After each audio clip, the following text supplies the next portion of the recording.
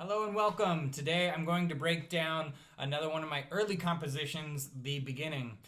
This piece is another one that's written for the trombone originally. Also, that was the plan.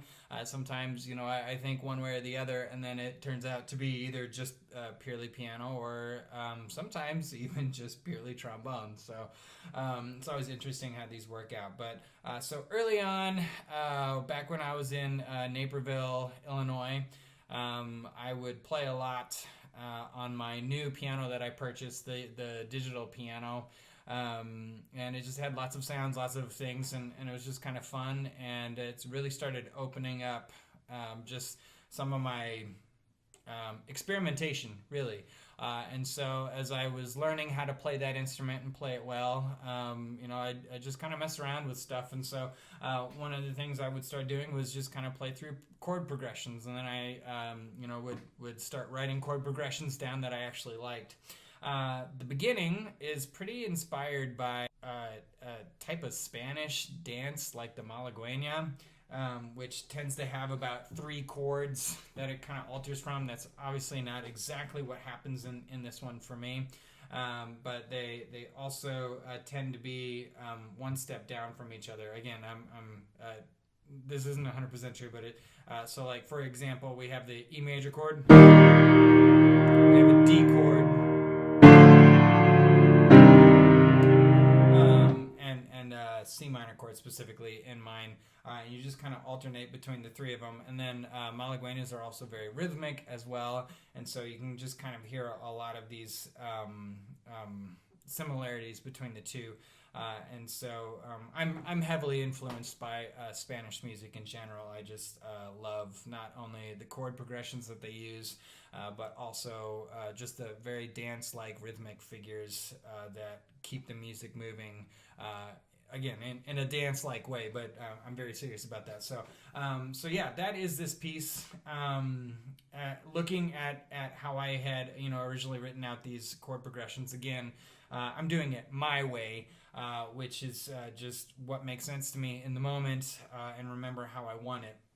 So this piece starts here in that E flat, but I also throw in a C and an F. So E flat has E flat, G, and B flat. And then I throw in this C and F. Very, very different sound. Again, these are types of things that I'm always really interested in. I love my chords, nice pure chords, but I love adding in extra tones. And where you put those 2 tones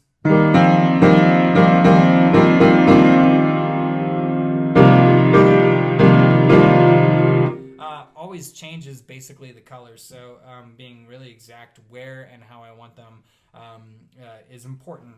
And so I open with just this little figure.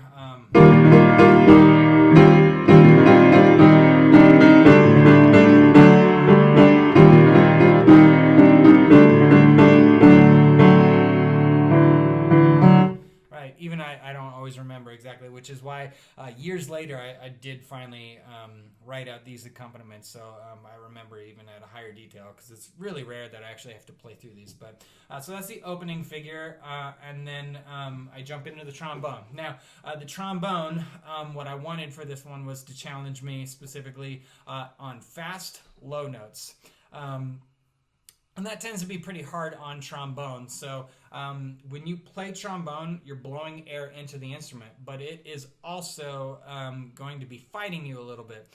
So for a great example of that, you can just kind of cup your fingers and kind of close it up so the air doesn't escape easily like this. But we want to kind of cover it. And then you can just blow into that and try and just go...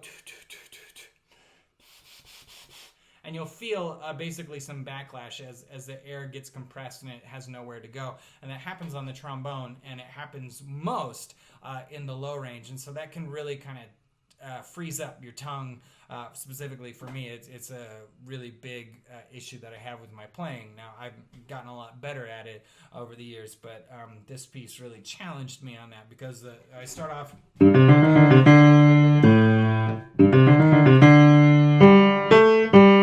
right? So we have some really, really low moving notes.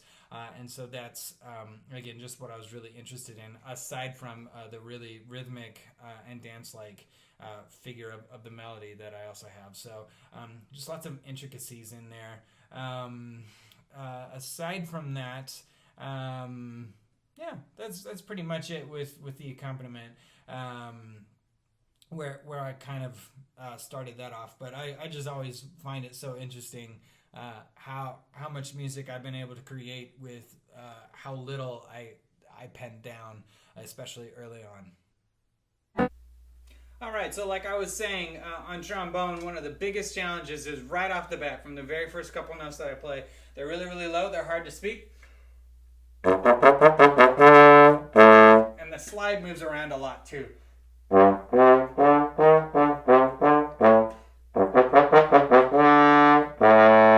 So this is really, really challenging right off the bat. Like I just want no excuses when I'm trying to be a better player in general, and so I do that also as a composer. Now, this piece is also called The Beginning, and so when I'm doing my concerts and that sort of stuff, this tends to be one of the first pieces I play, if not the first piece I play. So that can be really challenging too, because sometimes you're coming off very, very cold, just depending on the situation, whether you're helping people get seated or you're talking to people backstage or whatever's going on.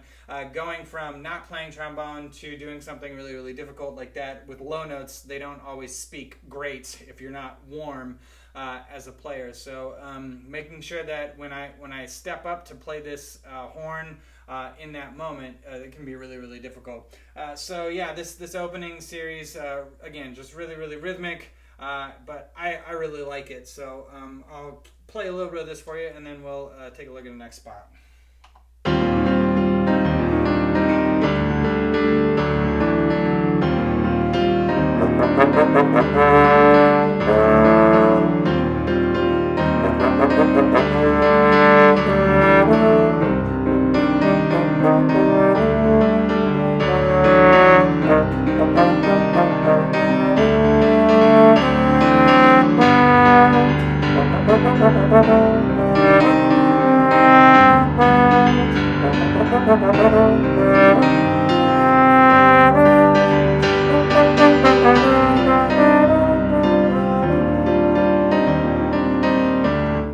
So this next part that comes in, I play a lot of the same stuff, but as a player, as a writer, as a musician, I never want to do the same thing twice. So there's some small changes, whether that low pattern extends out or I add some extra rhythms to some repeated notes, or I even go up a little bit as opposed to what I had done before. So take a listen to what changes here.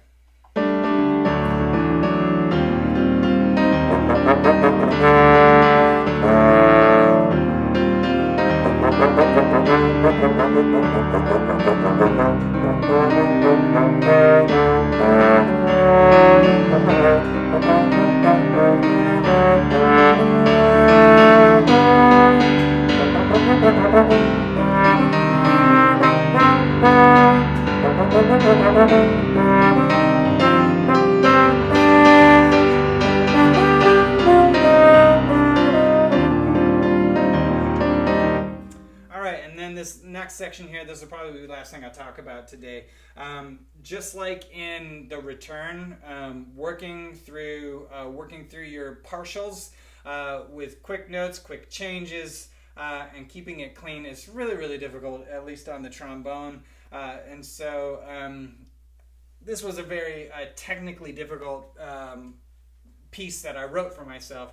And so this middle section here,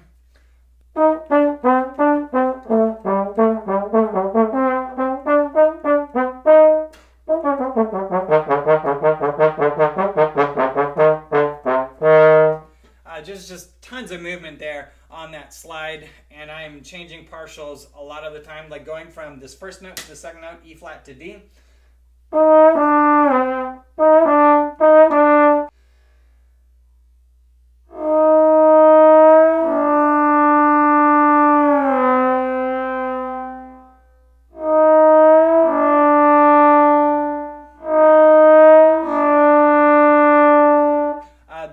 break of the note there is not my tongue. That's actually just switching partials. Now I'm tonguing this to keep everything consistent because it doesn't sound the same. I won't play that for you. You might not catch the difference, but to a musician, you can hear the difference, and it gets a little bit annoying sometimes when you're not articulating the same way. And so just working from that and keeping it fast and keeping it clean on the trombone, really, really difficult at this tempo too. It's not the fastest tempo, but it is fast enough, right? So here is this middle section.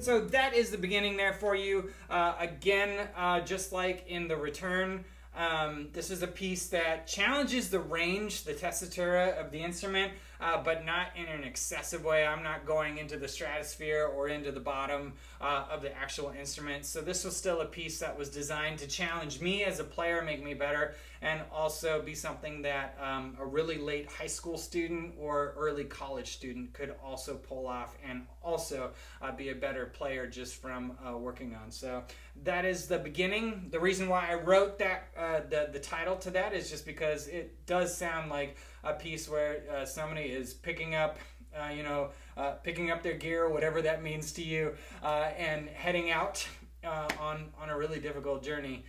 So I love how the beginning and the return are two pieces that really kind of go hand in hand, had nothing to do with each other when I wrote them, but I feel that there's lots of similarities emotionally from the beginning to something to the return, coming back from basically that journey that you embark on. And also, the idea of something beginning is a wonderful way to start basically the type of message that I tend to share with my audiences. So thank you for tuning in, and I hope you guys have a great week.